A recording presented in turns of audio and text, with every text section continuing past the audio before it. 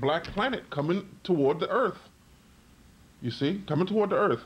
So you want to check out the movie Core and The Fifth Element. You see, but we will have to begin to prepare ourselves for these global superstorms. Global superstorms, and we're going to see this because we're getting many reports of all type of things going on Fire Island. Fire Island is losing 3 feet a day to the ocean. Excuse me, 3 feet every year for the last 10 years of sand on the beach. So that's Fire Island. So we're talking about tornadoes, we're talking about hurricanes, we're talking about things that we're going to see. As a matter of fact, as I showed you this article here, Mass Appeal, the next day, which I believe they used weather machines, the next day was a blizzard. Right after they had this march, which was February 16th, Valentine's Day. Mass Appeal. Valentine's Day what? Massacre. Valentine's Day Mass. And so what happened was there was a snowstorm, a blizzard, the next day when they were supposed to have a huge march in New York. And just recently, the same exact thing happened about a week ago. They were going to have a huge march on the UN in New York, and a gigantic snowstorm came in the middle of April. Now, there are some people who came to me and said, look, this snow doesn't seem real. It seems a little synthetic and powdery. So we got to understand, 2 giant marches were supposed to happen, 2 huge storms came. Very interesting. Very, very interesting. So we want to get into some mind control, a lot of stuff that's going on. When we talk about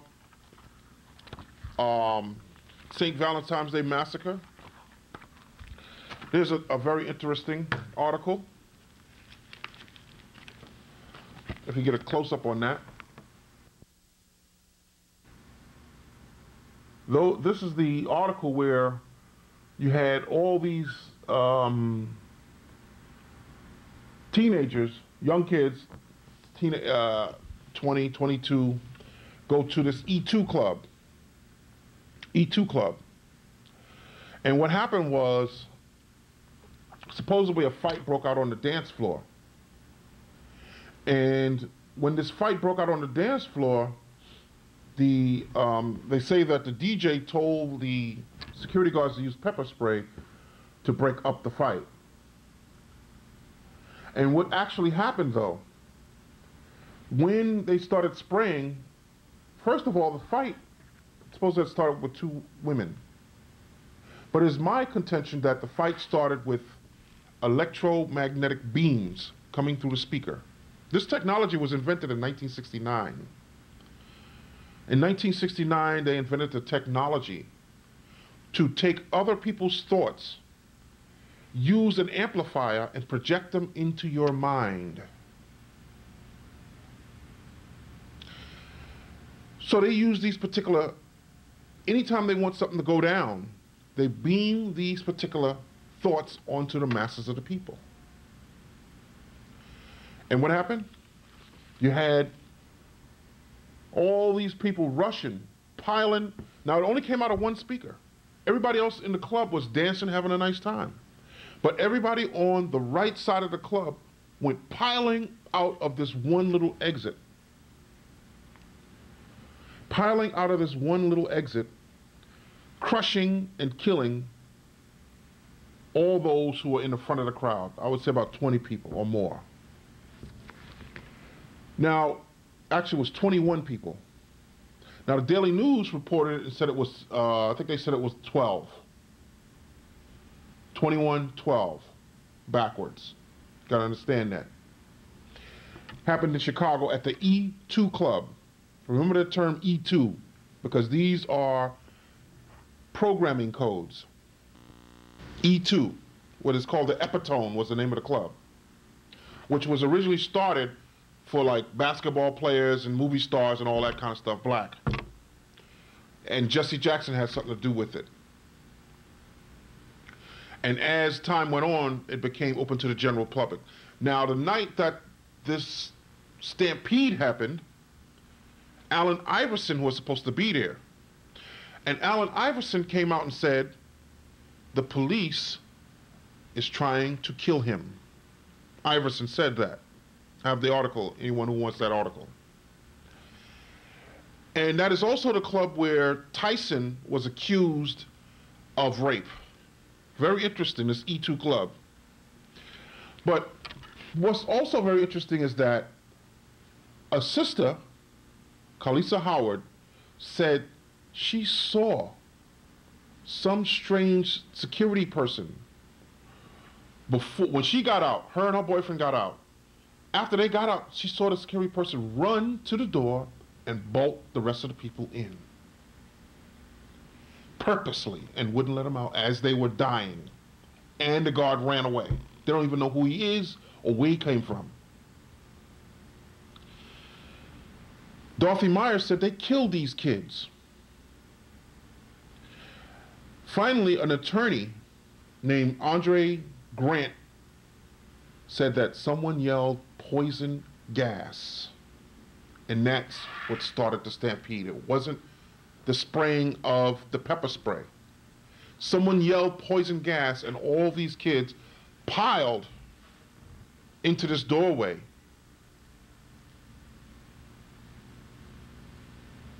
Killing 21 and injuring 50 people. Seriously. You see. Now you gotta understand how mind control works here. We're gonna get more into it. Remember the E2 club.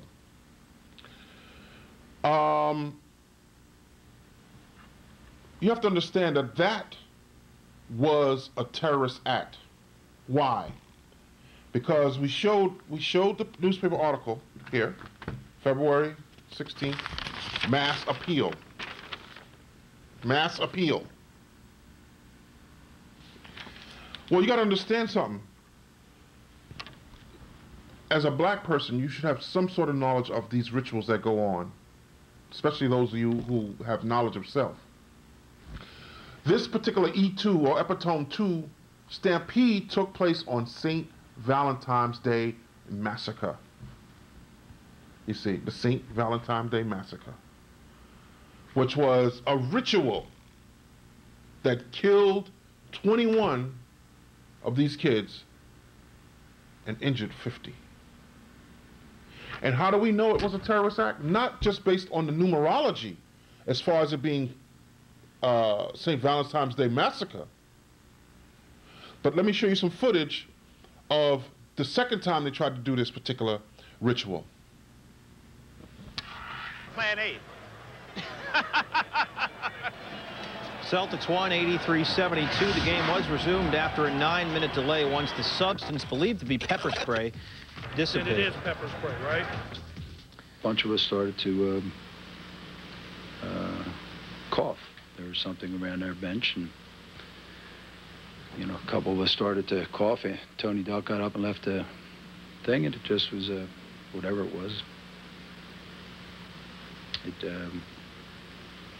It was irritating to our throats.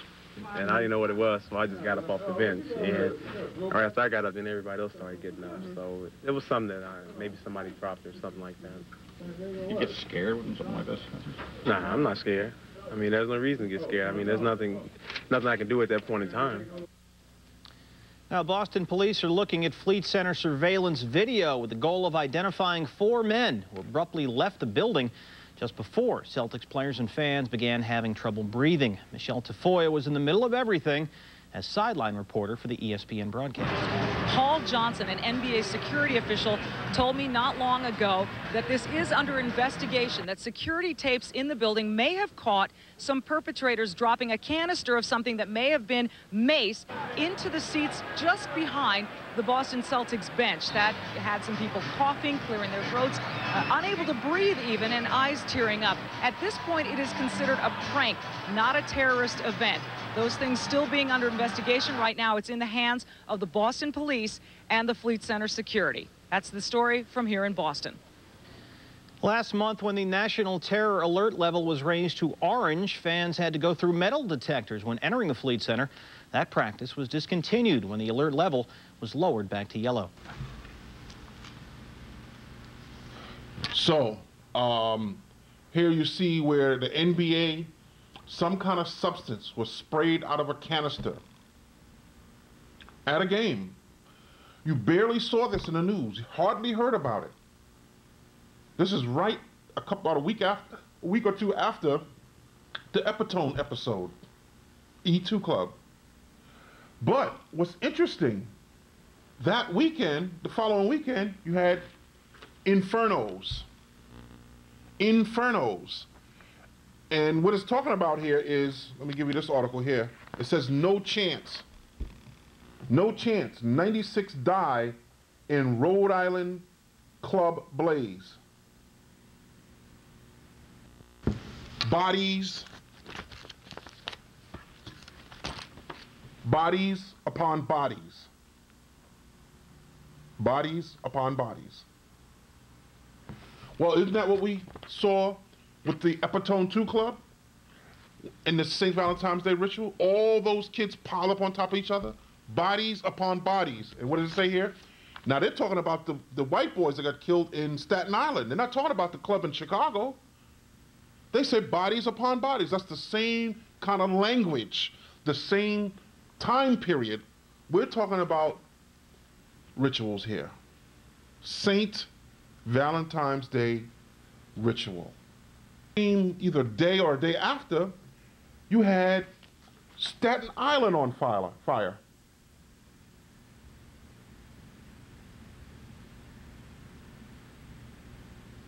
Staten Island. The 96 that died in the club was Rhode Island. Rhode Island. Staten Island. Staten Island. Where this was an actual terrorist attack. Because they kept saying that this is not a terrorist attack, don't be afraid, and all this kind of shit. And what happened behind this? Oil blew up. For some reason, no one was killed. One person was killed, I believe. But all this oil blew up, which is what the United States is over there. Supposedly, one of the things they're trying to get is the oil. Which I really don't believe that. But you have to understand the implication of this. You see. Oil fire.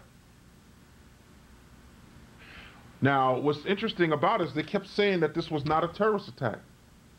Now, the first report said that there was a huge cyanide smoke cloud coming from this particular fire, which will affect the people of Staten Island. It's very interesting. You got to understand how these things are set up and how they are done. What is the connection? Well, the connection is you have E2, Staten Island, and Rhode Island, which Staten Island, the abbreviation for Staten Island is SI. Rhode Island is RI. And Epitone 2 Club is E2. E2, SI, and RI is the connection there. That's the code, you see. 2 digits. E2, SI, and RI. That's absolutely right, Lori. We're standing in the Seawarren section. This is part of Woodbridge Township where they have evacuated everybody that lives in this community. We saw rows upon rows of cars leaving out of the scene. As you can see pretty much beside the emergency workers that are standing here, most of the folks that live on this block right here have been moved from the scene. They've been told to leave the area. Now, John, let's come back over here so we can get a shot. As you can see, right between us, you can still see the flames still burning over there at the mobile plant. You can see that there's a lot of flames right over there to the left side of it from where we are standing. Of course, it has died down quite a bit. Now, Elias, you were out here, or you heard it early this morning. Tell us what you heard. What was it like? Well, I was laying in bed, and then all of a sudden I heard some kind of explosion. So the whole bed just moved. So I thought, you know, it was something that fell. So I asked my dad. He was downstairs playing guitar, and he said he also heard something also. So then my girlfriend called from her job. She said that that if I heard something that exploded, I said, yeah. She said, well, it was something that happened over by the Carteret area in Seawarren. So when we go and look out the window, half of the window was cracked. I guess it was, from the explosion. Hope that, things can be contained up there. Dave? All right, Jim, thank you very much. It's Jim Driscoll. He's our executive news producer here at UPN 9 News. This is Dave Barker back live in the newsroom. We have some updated information now from the Staten Island Borough President's Office. James Molinaro says no residents of Staten Island are in danger from the fire. We speculated that just a few moments ago, and the borough president is confirming it. No residents of Staten Island are in danger from this whatsoever. It has been confirmed also that at least one worker has been injured. At least 2 others are missing and unaccounted for. Also on the phone now, New Jersey City Fire Chief Fred Eggers. He is an expert in fighting fuel fires. This is expected to be a gasoline fire. Chief, what can you tell us about this particular fire? Fire initiated, and through the process of it burning, there is not much you can do so far as putting out that fire. What you have to do is protect the exposures around that fire. You basically draw a line and say we will defend at this point and not let the fire pass this point and let that fire burn out, because there is nothing you can do to put that fire out. But if you think about it, most refineries are situated that way, just because of the possible ramifications if they do have a fire like that. They're usually located in isolated areas, away from the public, the general public. Now, there's a lot of other things that have been going on in the media that I want to get into. First of all, you have to understand the war. Most of the footage you're getting is faked. And basically, if you look real close at most of the footage, you could see and think about what you're seeing there, you can understand that most of the war is fake.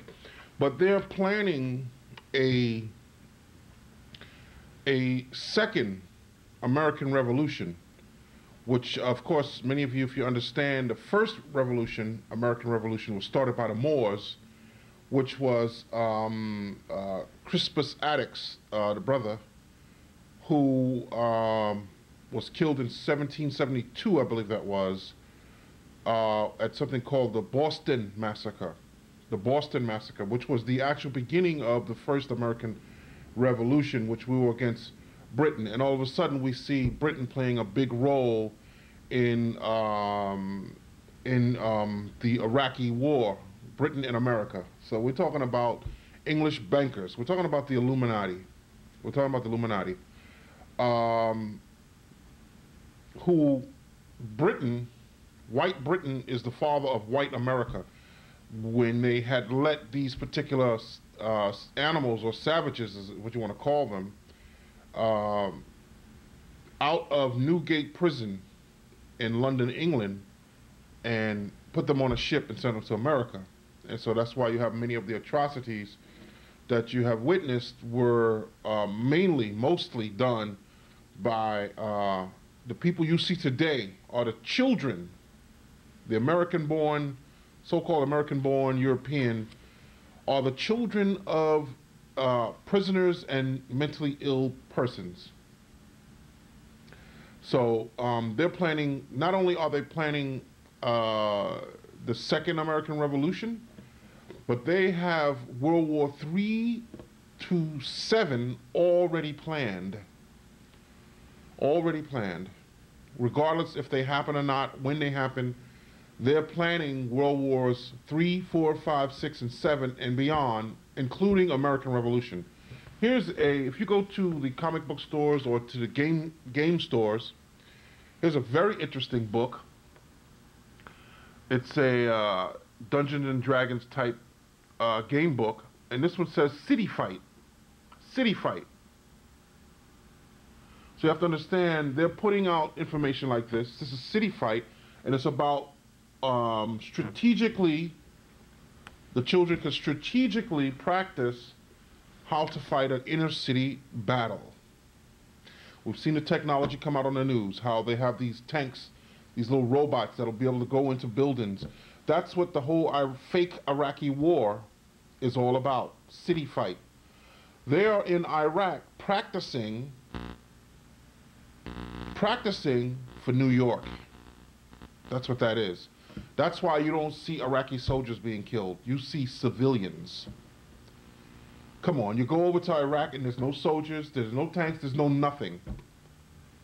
Everything that they find there was put there purposely.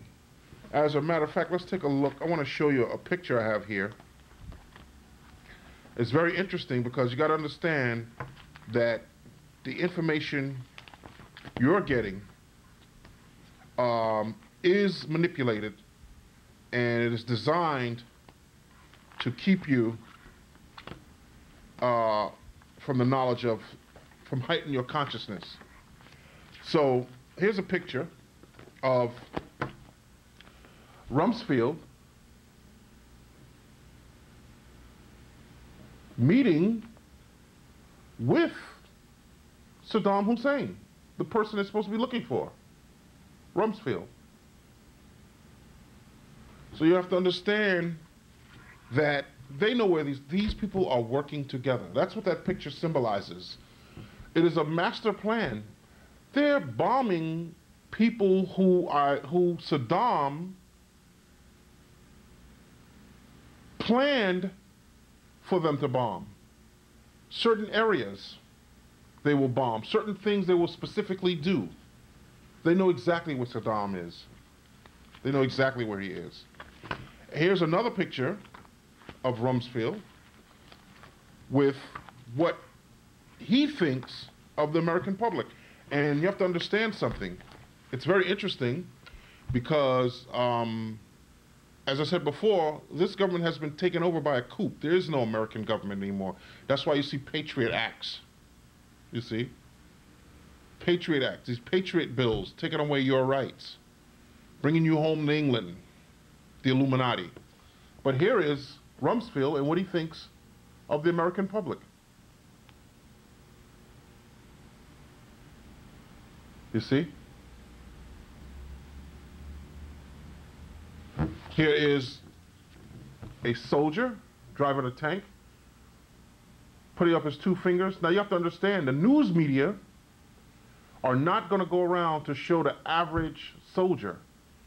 They are with specific units and specific soldiers to show you specific imagery.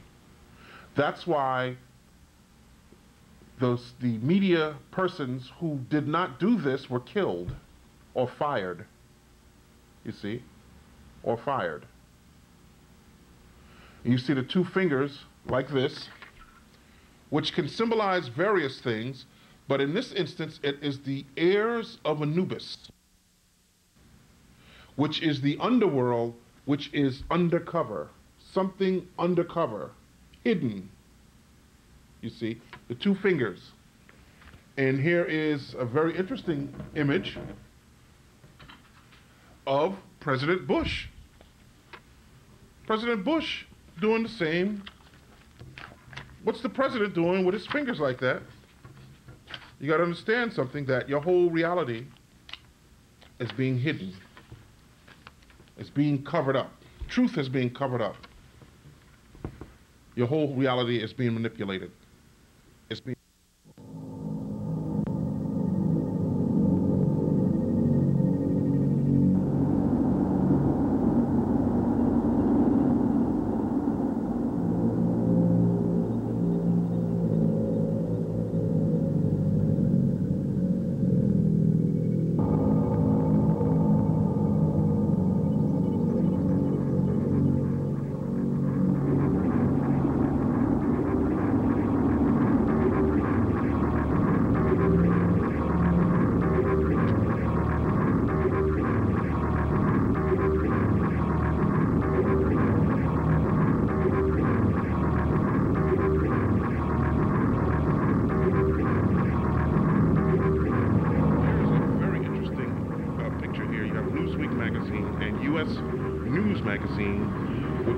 guy kissing on a different soldier, and a so-called Iraqi implant actually kissing on an American soldier, and then you have him kissing on a different American soldier in a different situation with a different crowd. So just to show you how this is set up, wagging the dog. Wag the dog here. Newsweek magazine, and U.S. News. 2 different soldiers.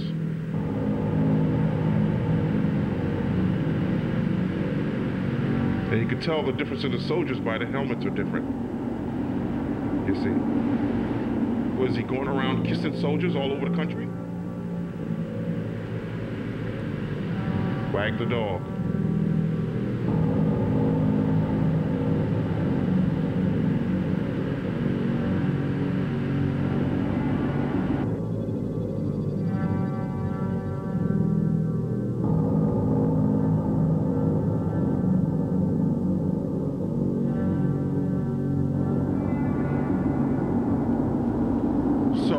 Information we're getting, especially concerning fake or lying to the public, is dealing heavily with programming and mind control.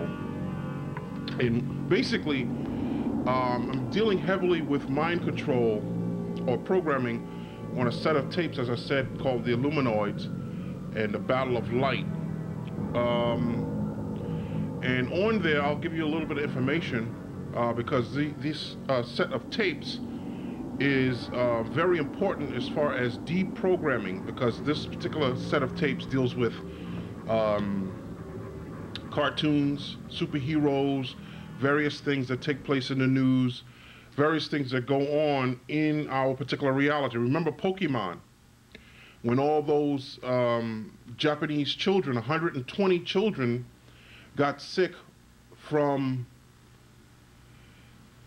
these waves that were being beamed out of their TV. The people who were not susceptible to these particular ELF waves, which were variations of various color vibrations, red, white, and blue, flashing on the screen. The people who did not, I talked about this on Brainwash,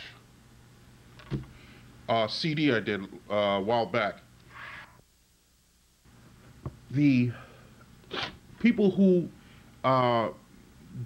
did not accept or receive these particular waves in their DNA structure, they rejected this particular information or this programming and actually became sick. And the rest of the population of Japan who did not get sick, who watched this particular show and other shows that ran on their television and is running, received these particular waves and did not get sick, you see.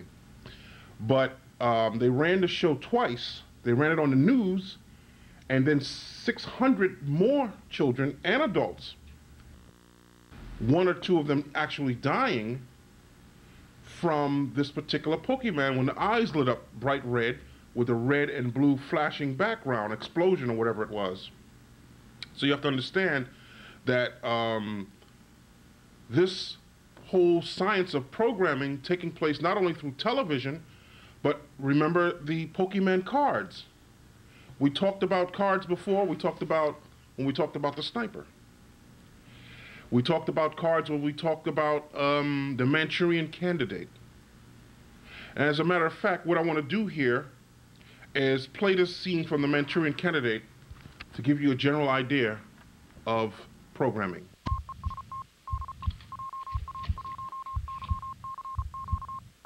How about passing the time by playing a little solitaire?